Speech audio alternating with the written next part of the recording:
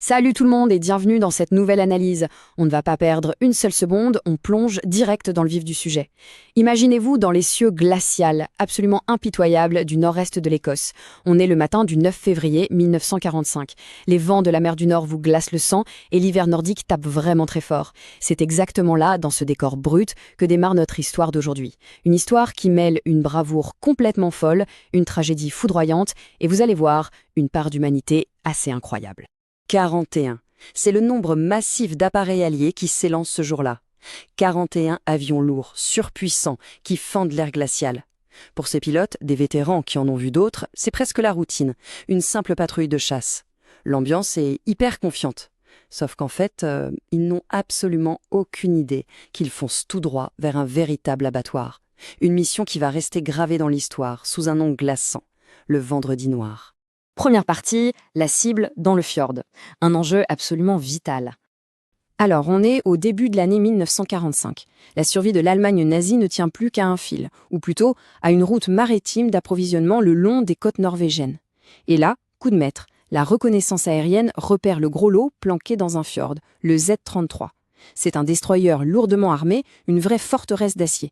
Il y avait bien 5 navires marchands beaucoup plus vulnérables juste à côté, mais les règles de l'amirauté britannique étaient super strictes à l'époque. Ce destroyer, c'était la cible prioritaire absolue. Il fallait se le faire à tout prix. Cette force de frappe, c'était vraiment une coalition mondiale. On parle de Canadiens, d'Australiens et de Britanniques, tous aux commandes de gros bombardiers Beaufighter bien massifs, escortés par des Mustangs. Et petite parenthèse hyper importante pour la suite, tout au fond de cette immense formation, il y a 2 jeunes recrues de l'escadron 14. Stan Butler et Bernard Nickel. Gardez bien ces noms en tête, leur position va jouer un rôle crucial un peu plus tard. Deuxième partie, un plan d'attaque imparfait. L'art de la Russe stratégique. Bon, attaquer un destroyer coincé dans un fjord hyper étroit, c'est limite du suicide. Mais la tactique alliée sur le papier, c'était du génie. Au lieu d'arriver par la mer et d'être repérés à des kilomètres, ils allaient couper par les terres, se faufiler à l'intérieur, virer brusquement à gauche et attaquer le navire de dos, de la terre vers la mer. Comme ça, une fois leurs roquettes tirées, ces gros bombardiers peu maniables auraient une autoroute devant eux pour s'échapper direct vers le large. Brillant, non ? Et le timing, c'est une pure équation mortelle. Les planificateurs le savaient. Les radars allemands finiraient par les repérer. Il fallait 15 minutes au chasseur-intercepteur Focke-Wulf allemand pour décoller et arriver sur zone. Les Alliés, eux, étaient à 10 minutes de la cible. Vous faites le calcul ? Ça leur laissait une fenêtre en bord massif de très exactement 5 minutes. 5 petites minutes pour frapper et déguerpir avant que le ciel ne leur tombe sur la tête. Troisième partie, le piège parfait, la contre-tactique allemande. Mais voilà, on dit souvent que la perfection n'existe pas en temps de guerre. Le capitaine du Z-33 n'était pas tombé de la dernière pluie. Il avait repéré les vols de reconnaissance un peu plus tôt et a improvisé un mouvement de défense bluffant. Il fait carrément tirer au canon pour pulvériser la glace du fjord, ce qui permet à son énorme navire de reculer tout au fond et de se coller littéralement contre la falaise abrupte. Avec une montagne juste derrière lui, c'était devenu physiquement impossible pour les Alliés de l'attaquer en piqué. Et comme si ça ne suffisait pas, le capitaine organise ses navires d'escorte, des dragueurs de mines, des navires anti-aériens et un immense brise-mine blindé.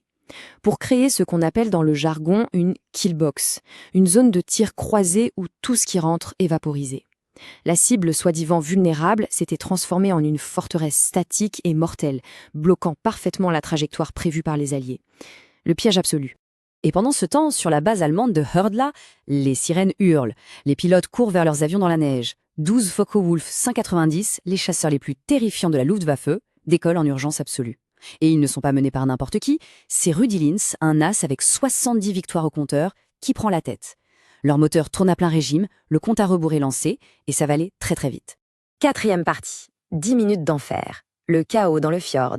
Quand la vague d'assaut alliée s'engouffre dans le fjord, c'est la stupeur. Le navire n'est pas là où il devrait être. Au lieu d'une ligne de tir dégagée vers la mer, ils ont une gigantesque paroi rocheuse en face d'eux. La tactique s'effondre en une seconde. Ils sont obligés de faire ce qu'il y a de pire, un virage à 180 degrés dans un fjord minuscule avec 31 bombardiers super lourds. En faisant ce demi-tour, ils perdent toute leur vitesse, ils s'exposent et surtout, leur fameuse avance de 5 minutes s'évapore complètement. Et là, la mâchoire du piège se referme. Les Focke-Wulf allemands plongent des nuages. c'est l'apocalypse. Des roquettes alliées de 60 livres croisent les rafales des canons antiaériens de 20 mm. Les Allemands utilisent leur tactique du boom and zoom et tirent des obus explosifs meningeos qui déchiquetent littéralement l'aluminium. Le ciel se transforme en une soupe de fumée noire et de métal hurlant. Ça a duré 10 minutes. Les 10 minutes les plus sanglantes de l'histoire aérienne au-dessus de la Norvège. Et le bilan, franchement, il est effroyable. Les pertes ont grimpé en flèche. Regardez bien. L'escadron canadien 404 a été presque rayé de la carte. 6 appareils pulvérisés, 11 hommes qui ne rentreront jamais chez eux. Être coincé dans ce goulet d'étranglement, c'était un arrêt de mort à chaque seconde qui passait. Au milieu de ce carnage absolu, il y a des combats individuels qui relèvent presque de la folie. Un pilote allié en Mustang, Cécile César, se retrouve dans un duel aérien hyper rapproché, à quelques mètres à peine, contre un Allemand du nom de Heinz Orlowski. Ils tirent tous les deux. Leurs avions se font mutuellement tailler en pièces. Cécile César est tuée sur le coup. Mais Orlowski, par un miracle inexplicable, réussit à s'éjecter in extremis de sa carcasse en feu et ouvre son parachute juste avant l'impact. Et vous vous souvenez de nos 2 recrues du début, Stan et Bernard, tout à l'arrière? Eh bien, leur beau fighter s'est fait hacher menu. Plus d'hydraulique, les commandes lourdes comme du plomb. Stan a dû s'accrocher aux manches à la seule force de ses bras, en sueur, pour ramener leur avion en lambeaux jusqu'en Écosse. Il se pose sur le ventre, et là, en sortant, il découvre quoi? Un énorme obus perforant allemand, planté en plein dans le réservoir de carburant. Ils n'avaient juste pas explosé, ils sont passés à 1 millimètre de la mort. 5e et dernière partie, des ennemis réunis des décennies plus tard. Quand la fumée se dissipe enfin, l'histoire nous livre une ironie vraiment cruelle. Ce fameux destroyer Z-33, la cible suprême pour laquelle 14 pilotes ont donné leur vie, eh bien, il n'a même pas coulé. Il a survécu à la guerre. Il a même été donné à l'Union soviétique en réparation et il a continué à naviguer pour la marine de l'Armée rouge pendant encore 15 ans. Ça fait réfléchir, non? Bon, il y a quand même eu une petite victoire dans tout ce drame. Le choc a été tellement énorme pour les hauts gradés que l'amirauté britannique a enfin décidé de changer ses règles complètement rigides. Fini les attaques suicides contre des destroyers blindés sans intérêt stratégique majeur. Désormais, l'ordre principal, c'était de taper les navires marchands de ravitaillement. Des cibles plus faciles, mais surtout vitales pour l'effort de guerre ennemi. Faisons maintenant un bond dans le temps. On avance de 50 ans.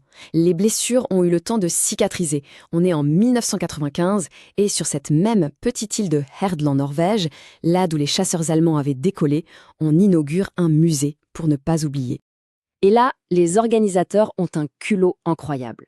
Ils invitent les vétérans alliés survivants, y compris nos 2 miraculés, Stan et Nick. Mais ce n'est pas tout, ils ont aussi invité Heinz Orlowski. Vous savez, le pilote allemand qui avait sauté en parachute lors de son duel mortel. Imaginez un peu l'ambiance au début. Vous mettez face à face des gars qui ont essayé de s'entretuer un demi-siècle plus tôt, et qui en plus ne parlent même pas la même langue. La tension devait être palpable. Et pourtant, la glace s'est brisée d'une façon magnifique. Pendant la soirée, Heinz, l'ancien pilote allemand, s'est mis à utiliser ses mains. Vous savez, comme font tous les pilotes, une main qui plonge, l'autre qui vire, pour mimer le fameux dogfight du Vendredi Noir. Et direct, Stan et Nick ont compris. C'est le langage universel de l'aviation. En l'espace de quelques secondes, ces anciens ennemis jurés, liés par ce souvenir d'enfer, se sont retrouvés autour d'une bière comme de vieux frères d'armes. Et c'est là-dessus qu'on va se quitter. Au-delà du fracas des roquettes, au-delà des erreurs de stratégie et du lourd tribut humain, il reste quoi? Il reste 7 poignées de main, 50 ans plus tard. Ça nous pousse vraiment à nous poser la question. Derrière tout le chaos et la froideur des guerres, n'y a-t-il pas cette humanité commune, profondément ancrée en nous, capable de survivre à n'importe quoi? Je vous laisse méditer là-dessus, c'est une question qui mérite vraiment qu'on s'y arrête. Merci de m'avoir suivi et à la prochaine.